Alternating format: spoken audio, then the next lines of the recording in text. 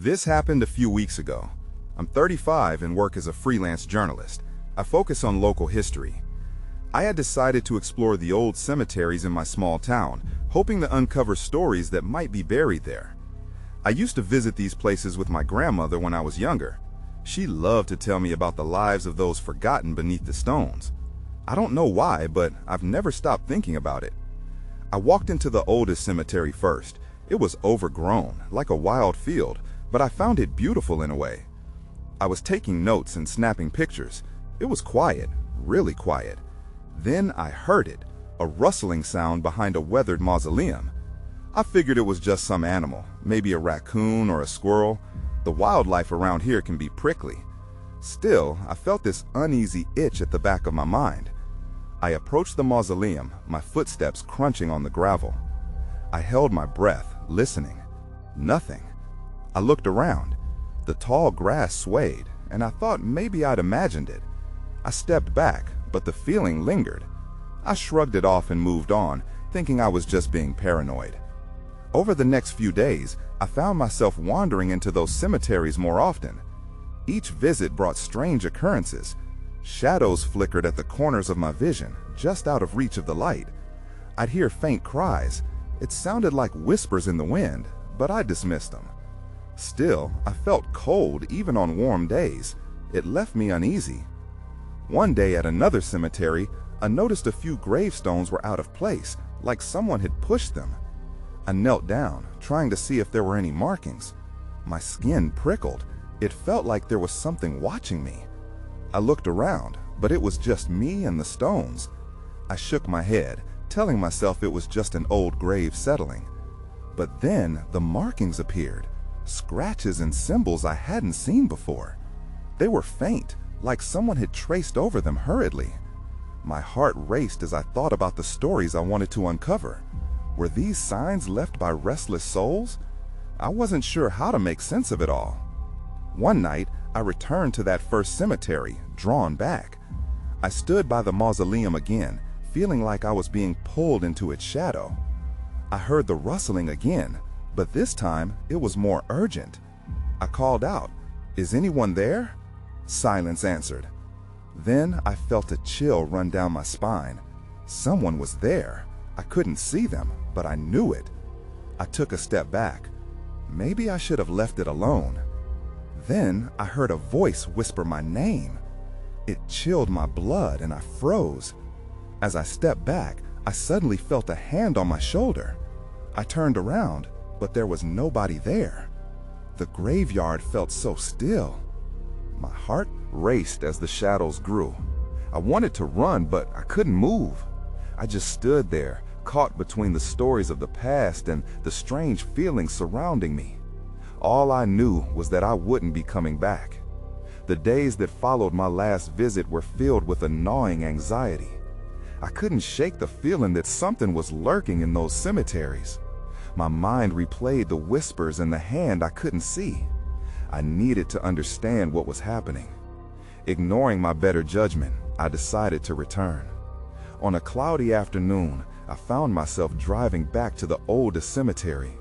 The clouds hung low, casting a gray hue over everything. I parked at the entrance, my heartbeat quickening. I hesitated, thinking about my grandmother's stories. Had I awakened something I couldn't comprehend? Still, the pull was too strong. I grabbed my notepad and camera and stepped out of the car. The cemetery felt different this time. The rustling leaves seemed louder, the overgrown plants more alive. I made my way to the mausoleum, the very place that had felt so ominous before. My legs felt heavy, but I pushed through. As I approached, I noticed something on the ground. It was a small weathered pendant, half buried in the grass. I picked it up. It was cold to the touch, engraved with strange symbols, similar to those I had seen on the gravestones. I wondered if it belonged to someone nearby, perhaps a resident of the cemetery. Was it a token left behind, or something more sinister? As I turned the pendant over in my hands, I felt a chill breeze flow through the graveyard. My gaze darted around. I couldn't shake the sensation that I was being watched. I glanced back at the mausoleum. "Hello?" I called out, my voice quivering. Nothing but silence answered me. Just as I was about to leave, the rustling returned, more aggressive this time. It felt like something was trying to break free of the shadows. My blood ran cold as an image formed in my mind, a figure trapped between worlds, longing for release. I shivered at the thought and started to back away. But then a sudden sound caught my attention. From behind the mausoleum, a shadow slipped out. I couldn't see details, but it was humanoid, and it moved toward me, gliding across the ground. I was frozen in fear, rooted to the spot. The wind picked up, signaling the impending storm.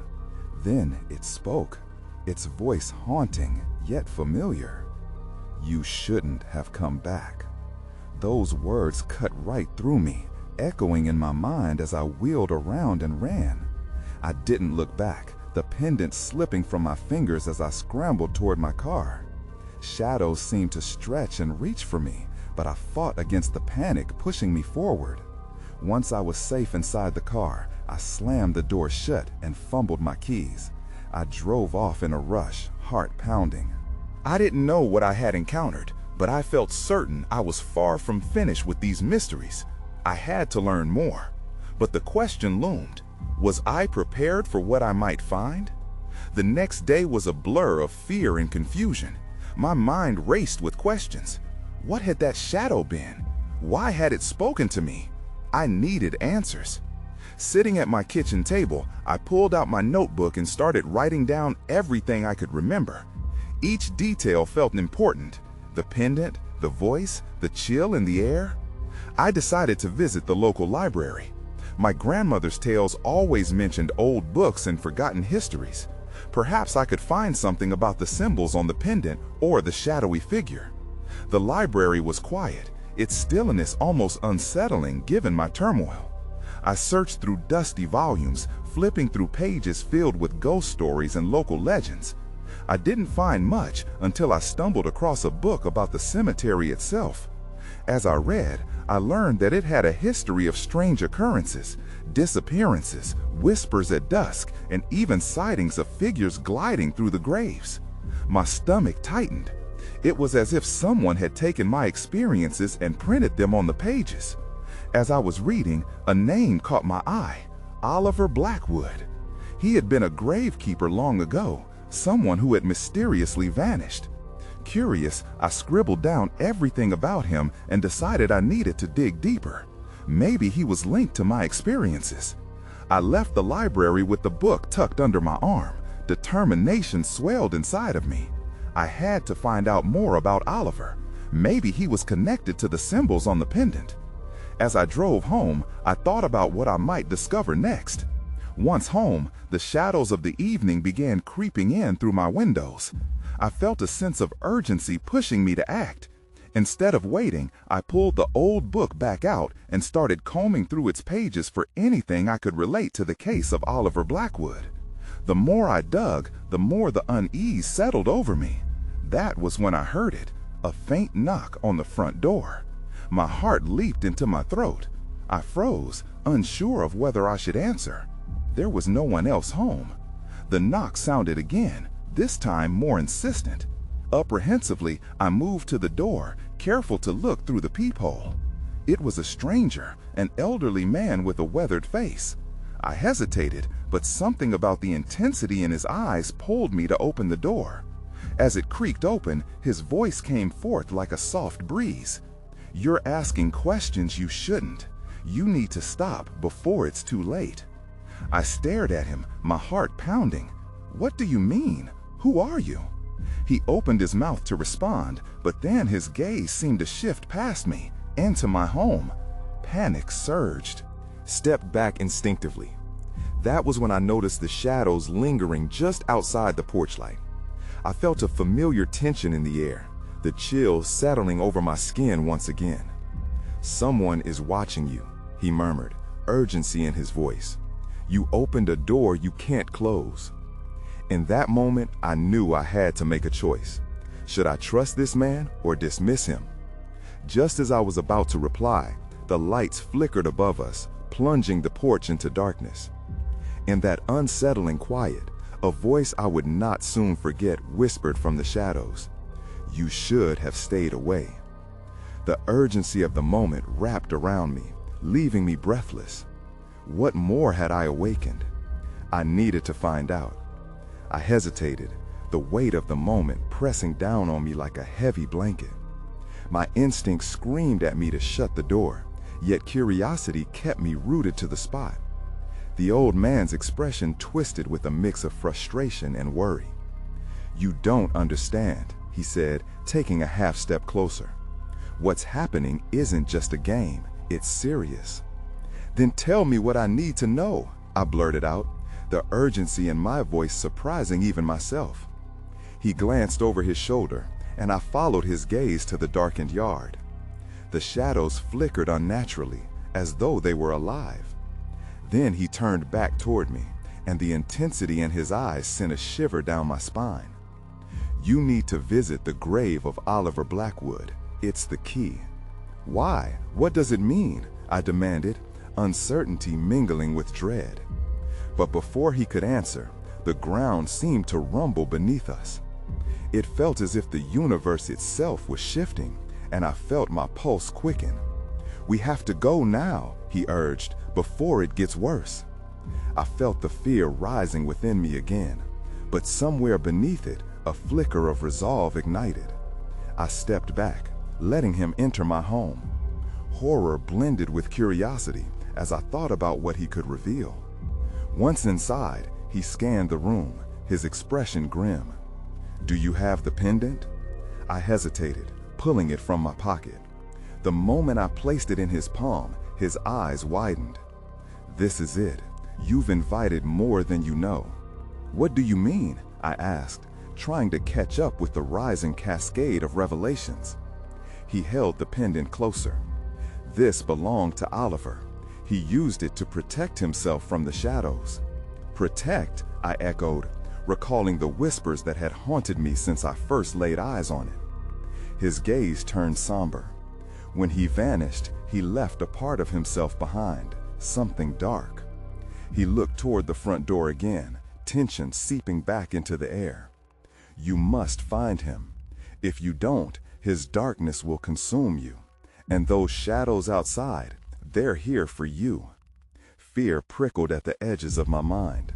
I was being watched. "How do I find him?" He looked at me like I should already know. "The answers are in the cemetery. It's where he was last seen. Speak to him and follow the signs." "That's insane," I replied, but something deep inside agreed. I could sense the shadows moving closer, whispering around the edges of my sanity. Just as I thought I might refuse, a cold gust of wind swept through the room, extinguishing the light. Everything plunged into complete darkness. I gasped, trying to steady my breath. "Remember," he said, his voice sharp against the silence, "do not let the darkness take you like it did him." The lights flickered back on, but he was gone, leaving me alone with the pendant and a heavy weight in the pit of my stomach. Suddenly, I remembered something from the book, the date of Oliver's disappearance. It was an unsettling echo throughout the pages, and I realized it lined up perfectly with today's date. It felt as though the past was repeating itself. I had no choice. I needed to go back to the cemetery, but the thought filled me with dread. I gathered my courage, knowing that time was running out. Something was waiting for me there. I grabbed a flashlight, and just as I stepped outside, a shadow darted across the yard. My heart raced. "I'm not alone," I whispered, stepping forward into the night, fully aware of the challenge ahead. Determined, I began the walk toward the cemetery, the darkness closing in around me. But that was when I noticed it. Someone was following me. I quickened my pace, trying to shake off the feeling that my every move was being monitored. The gravel crunched under my feet as I glanced back over my shoulder. There was no one there, just the shadows of the trees lining the path. But I could still feel the presence, heavy and looming, like a storm gathering just out of sight. My breath quickened. Maybe it was just my mind playing tricks on me. Maybe I was still rattled from the old man's warnings. I focused on the cold metal of the pendant in my pocket. The thought of Oliver Blackwood loomed larger in my mind. If he was at the cemetery, what would I even say to him? "You have to find him," I muttered under my breath, reminding myself of the urgency. The air felt thicker as I approached the wrought iron gates of the cemetery. The ancient stones seemed to whisper secrets from a time long past. I pushed through the creaking gates, the sound echoing like a warning. Once inside, I steeled myself. The moon cast an eerie glow over the headstones, illuminating names and dates etched into stone. "Oliver Blackwood," I whispered, trying to summon any hint of direction as I walked deeper into the cemetery. With each step, I felt an electric pulse, a sense of being drawn towards something unseen. And then I saw it, a flickering light, barely visible at the far end. I moved closer, curiosity battling the fear gnawing at my gut. The beam danced in the darkness, like a lighthouse guiding a ship to shore. It felt like a sign. Just then, I heard it, a faint rustling behind me. I spun around, my flashlight beam sweeping across the tombstones. Still nothing. But that feeling of being pursued pressed heavier now, like a fog wrapping itself around me. I shook my head. "Get it together," I whispered. But the flickering light ahead was compelling. I made my way toward it, heart pounding.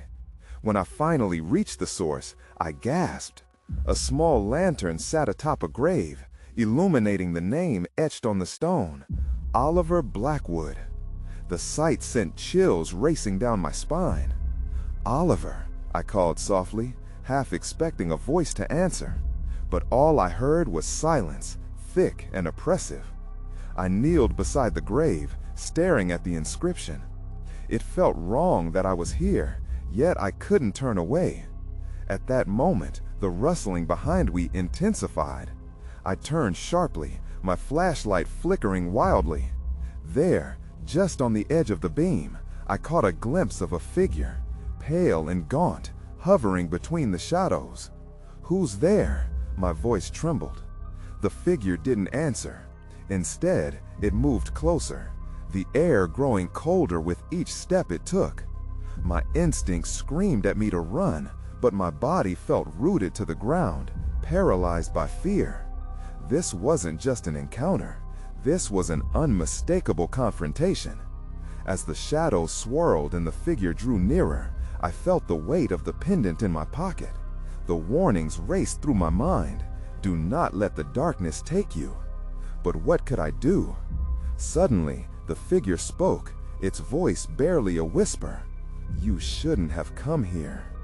Before I could respond, everything around me shifted. My flashlight flickered once more, and then went out, plunging me into complete darkness. I was enveloped by the night, terror gripping my heart as I realized I was no longer alone. I couldn't see a thing. The darkness wrapped around me like a heavy blanket. Every breath felt labored, stifled by something I couldn't identify. My mind raced through every horror movie I'd ever seen, every ghost story whispered in the dark. I needed to move, to get away from whatever was closing in on me. I fumbled for my packet, feeling the cold metal of the pendant pressed against my palm. Somehow, it provided a little comfort. "This can't be real," I whispered, trying to convince myself as I took a tentative step back. My foot crunched on a brittle twig, the sound slicing through the stillness. I froze, acutely aware of the shadows where the figure had stood. Just moments ago, it had been close enough for me to feel its chill. Now, nothing, just emptiness and the echo of my own heartbeat. I glanced back toward Oliver's grave. The lantern had gone out with my flashlight, its light snuffed like a candle in the wind. I cursed under my breath, my senses screaming at me to run. But I felt anchored, drawn to the spot like a moth to a flame. and irrational need for answers. "Oliver," I called again, louder this time, as if my voice could reach beyond the veil of night. Silence answered, deep and unnerving. My skin prickled, every instinct telling me I was being watched. Suddenly, I heard it again, a rustling, low and almost deliberate. I turned, my eyes straining for movement in the dark. I squinted, trying to penetrate the shadows. And then, a flash. Just for a heartbeat, I glimpsed the figure again, its gaunt face drawn tight with an expression I couldn't discern. And it was closer this time. "Why are you here?" The voice came again, low and cold. My breath caught in my throat. I stammered, I'm looking for answers." The figure tilted its head, as if considering me. "You won't find them here." That's when I felt it, a rush of wind, colder than anything I had ever experienced, swooping around me. It was like the earth itself was warning me to leave, to run before it was too late. I turned to bolt, but a flash of light caught my eye. No, it wasn't my flashlight. It was something flickering near Oliver's grave. Before I could comprehend what I was seeing, the lantern reignited, casting an eerie light again. And beneath it, something was moving. I squinted and my heart raced. I could make out, just barely, a piece of parchment fluttering in the breeze. I crept back towards the grave, drawn by curiosity, but wary of the figure still lurking. The parchment was old and tattered. As I reached for it, a sharp pain shot through my hand. I pulled back, rage and fear colliding within me as I realized I had scraped my skin on the cruel edges of the grave marker. "Stop!" I shouted into the night. "What do you want from me?" A low laugh echoed, chilling my blood. In that moment, a new clarity settled over me. This was not just about Oliver Blackwood anymore. There was something deeper here, something that had been waiting for me. And that was the moment I knew I couldn't leave without understanding. I reached for the parchment again, desperate to uncover whatever secrets it held, curiosity outweighing my fear. But as it slipped from my fingers, I sensed a twist in the air, a warning. Then everything went dark once more. But this time, I wasn't sure if it was just the absence of light, or if the shadows had come for me. I gasped as the darkness closed in, smothering any light that remained. My heart raced in fevered thumps against my ribs. I felt the cold, damp soil beneath my feet, the unsettling reminder that I stood on a grave. I needed to find the parchment again, but the shadows seemed to thicken, wrapping around my limbs like tendrils. "Oliver?" I called, my voice shaking. The chill deepened, a bitter chill that penetrated my skin. I took a breath to steady myself, but it felt like inhaling ice. Then I heard it, a faint whisper, barely audible over the rustling leaves. It was a voice, thin and ethereal, but it wasn't his. "Turn back." The words echoed like a chime lost in a gale. Despite my fear, an inexplicable urge pushed me forward. I couldn't explain it, but something was compelling me to seek the truth hidden beneath layers of earth and shadow. I stumbled, my foot snagging on something. The parchment. I could feel its frayed edges beneath my fingers. Gripping the paper, I should have felt relief. Instead, an electric jolt coursed through me, scattering all thoughts of safety. I held on to it tightly, hoping it would reveal some clarity. But as I pulled it free, the shadows writhed at the edges of my vision, twisting into shapes that felt almost alive.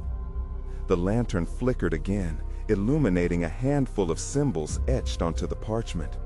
I could barely decipher them, ancient runes or markings, words from a language I didn't recognize. They seemed to pulse with energy, almost as if they were alive. A sudden rustle interrupted my thoughts. I stiffened, turning swiftly. There it was, the figure, looming closer. The light from the lantern shone on its gaunt frame, revealing a skeletal figure draped in tattered rags. Its eyes glowed faintly, piercing through the darkness with an intensity that made my blood run cold. "Do you seek the truth?" The voice echoed again, a haunting mix of urgency and warning. I swallowed hard. "Yes," I replied, though part of me quaked at the thought of what that truth might be. "Then understand the pact," it said, gesturing toward the grave. I glanced back at Oliver's resting place, confusion settling in. What pact? Was this about him, or something much darker? Before I could inquire further, the figure raised a skeletal finger, pointing toward the ground. My heart skipped. Was something buried there? Had Oliver been hiding secrets I didn't know about? "Dig," it commanded. My breath quickened, a mix of horror and curiosity tightening in my chest. This wasn't what I had come for. I felt as though I was being dragged into a trap. "No, I can't," I shouted, uncertainty fueling my refusal. But it leaned in closer, its chilling gaze boring into mine. "You have no choice." Then I felt it, a tremor in the ground beneath me, a violent pulsing that echoed through the soil. My hands shook as I gripped the parchment tighter. "I will find out what happened to Oliver," I said defiantly. The figure let out a low, echoing laugh that sent shivers racing through my spine. "Not alone. Time will unravel the truth, but beware, it's not what you think." And just like that, the shadows seemed to close in again, the lantern flickering once more, casting strange shadows. Then an unearthed sense of panic gripped me as I heard distant whispers. They were calling, pulling me into the darkness. As the chilling wind howled around me, I realized I was running out of time and answers. But was I truly prepared to uncover what lay hidden beneath the grave? I took one last look at the figure, its gaze piercing as I turned to flee, the parchment clutched tightly in my hand. I had ignited something, and I sensed it was just the beginning. The next day, I found myself racing through old notes and texts I had barely touched before. My heart thudded as I spread them across my desk, each page filled with memories of Oliver. It was overwhelming. What had he gotten mixed up in? I had to understand the symbols on the parchment better, so I started cross-referencing them with everything I could find. Hours passed with little success. I was about to give up when I noticed a familiar name in a dusty old book, Hawthorne. It was a name Oliver had mentioned during our late-night conversations, an author famed for his macabre tales. I flipped through pages, hoping to find a clue. Finally, I came across a passage that made my blood run cold. It spoke of a pact with the dead, a ritual tied to uncovering buried truths. My hands trembled as I skimmed the details. It was written that those who dared to seek truth often paid the price. I couldn't shake the feeling that Oliver had gotten too close to these secrets, and now they were haunting me too. What if I was endangered just by trying to learn? But that longing for the truth tugged at me like a lifeline amidst the chaos. Suddenly, there was a loud knock at my door. I jumped, almost knocking the stack of papers off the table. I steadied myself and opened it cautiously. There stood a tall figure in a dark coat, his face obscured by the brim of a hat. My heart raced. "Can I help you?" I managed to ask, voice wavering. "I need to speak with you," he said, his voice low and urgent. "It's about Oliver." The room felt smaller suddenly, shadows creeping closer. "Who are you?" I asked, unsure whether to step back or pull him inside. "What do you know about him?" He glanced over his shoulder as if checking for someone or something lurking in the shadows. "Please, let me in. It's important." Skeptical but desperate, I stepped aside. He entered, eyes scanning the cluttered room before fixing on me. "There are things happening that you need to be aware of," he said, voice almost a whisper. "I saw you last night, at the grave." I felt a cold stab of fear. "What do you mean? What do you know?" "There are forces at play that seek to keep the truth buried," he replied, urgency rising in his tone. Oliver's death, it was not an accident. The pact. He hesitated, looking at the papers on my desk. It's bigger than you can imagine. I swallowed hard, a million thoughts racing through my mind. What pact? What did he get involved in? He stepped closer, lowering his voice even more. You have to be careful. The parchment you hold, it holds power. They will come for it. Then, without a moment's warning, the lights flickered, plunging us into darkness. My heart raced as I felt a surge of icy air. I strained to see him through the dim light filtering in from the window, the shadows growing thicker. That's when I saw it, he said, his voice now trembling with urgency. Something right outside your door. My stomach dropped. I took a step back and peered out into the hallway, fear clawing at my chest. But nothing was there, just a heavy silence. Tell me what to do, I urged, feeling the weight of the parchment against my palm. I can help, he said, but before he could say more, a loud thud echoed through the house, sending my heart into a frenzy. Something was already inside, and I knew then that I was no longer just seeking truth. I was now a target in a game I didn't understand, and the stakes were climbing higher. I turned back to the man in the dark coat, my breath catching in my throat. His eyes were wide, reflecting the dim light like disturbed waters. What was that? I asked, voice barely above a whisper. He didn't answer immediately. Instead, he moved closer, urgency etched into his features. We need to get out of here, he said, now. Before I could respond, the thud came again, louder this time, a heavy impact resonating through the walls. Panic surged within me. I glanced at the scattered papers on my desk, thoughts racing. The parchment. It was my only connection to Oliver's secrets, but I knew I had to choose, my safety or the truth. Grab what you need, the man urged, glancing back toward the door. We don't have much time. As my heart raced, I grabbed the parchment and shoved it into my bag. The man reached for my elbow, guiding me toward the back door. Stay close, he said, and I nodded, the gravity of the situation settling heavily upon me. Just as we neared the exit, a chilling gust swept through the room, ruffling the edges of the papers on my desk. I hesitated, turning back toward the door, which now seemed to loom larger than before. What's happening? We're not alone, he said, pushing my back gently. Just go. We stumbled into the backyard, my mind racing. The tree branches loomed overhead like skeletal fingers, casting twisted shadows on the ground. I glanced back at the house, heart pounding. Then I heard it, a whisper, soft but clear, seeping through the night. Come back. I froze, chills prickling my skin. The man turned sharply, eyes narrowing. Did you hear that? Yes, I managed to reply, my throat. What was that? It's them, he whispered urgently, gripping my arm tighter. The ones who can't let go. They'll do anything to keep the truth buried. I stepped back, suddenly overwhelmed. Why should I trust you? You just appeared out of nowhere. Because Oliver trusted me, he replied, frustration bubbling beneath the surface. He was digging deeper than we thought. We need to find the others before it's too late. You're the only one left who has the parchment. There was a glint of something desperate in his eyes.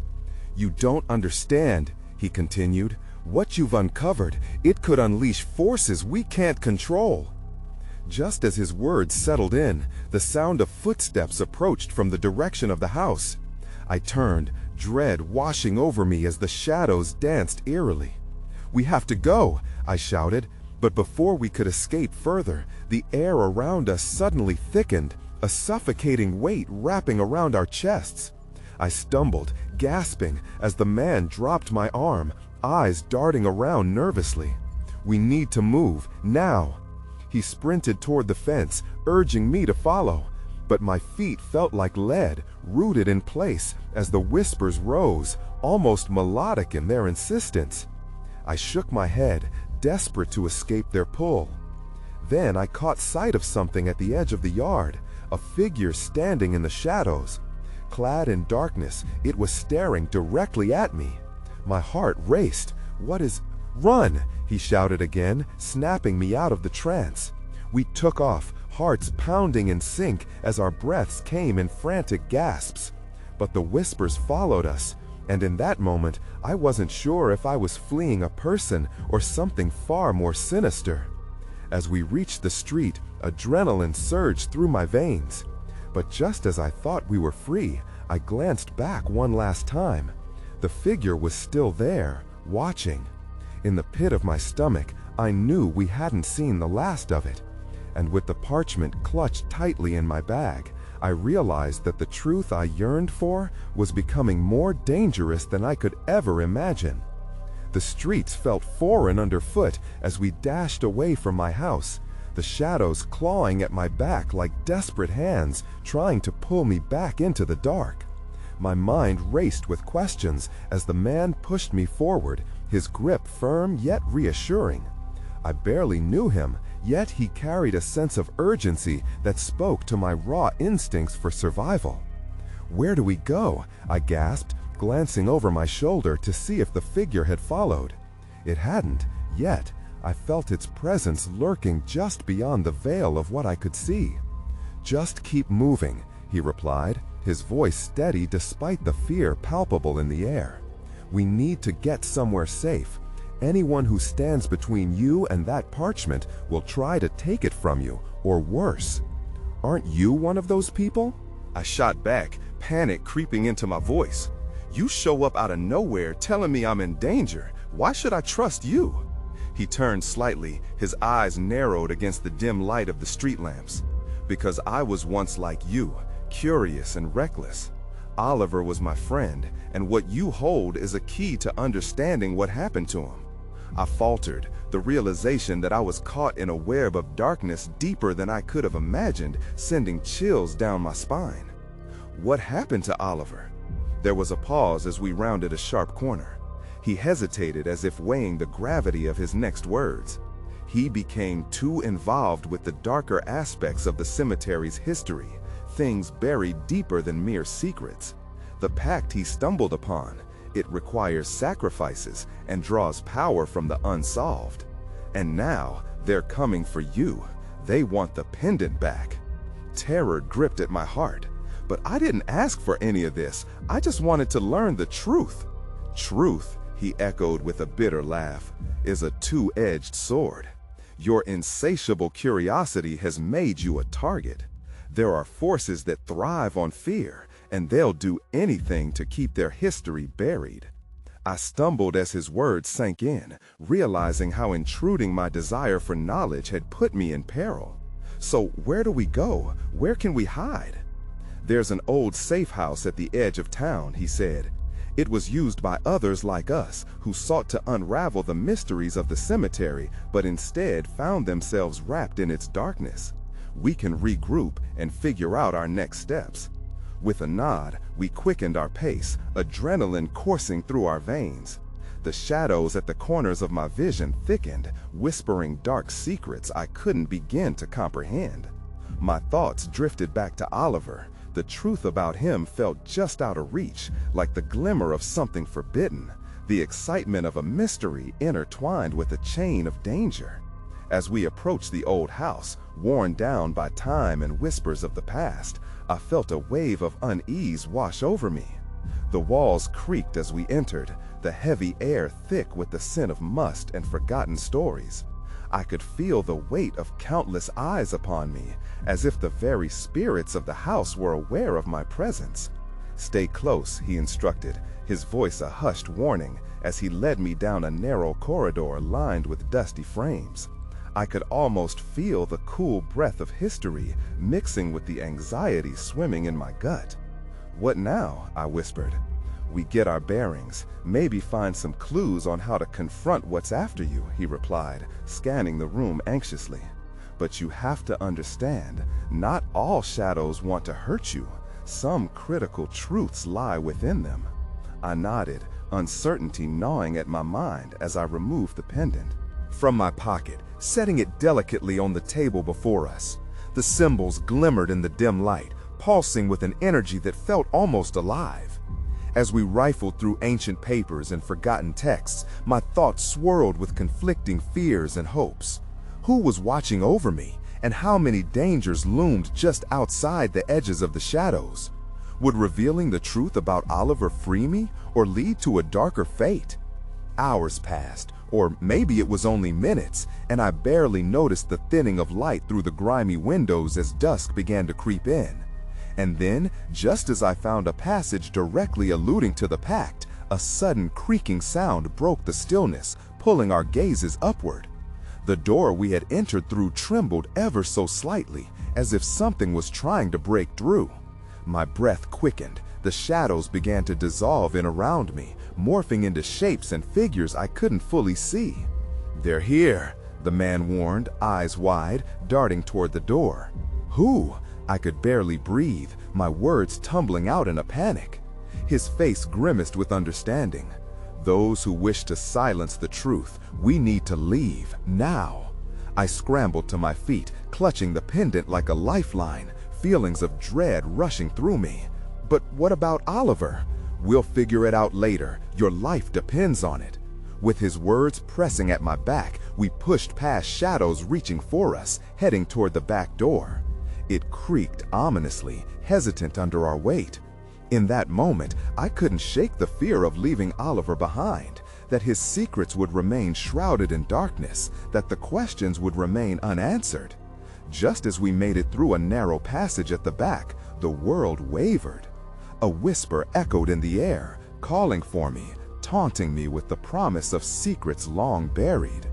"Come back." I froze for a second, the voice gripping my soul. Behind me, the man urged me forward. "You must forget the shadows. They want you to linger so they can seize you."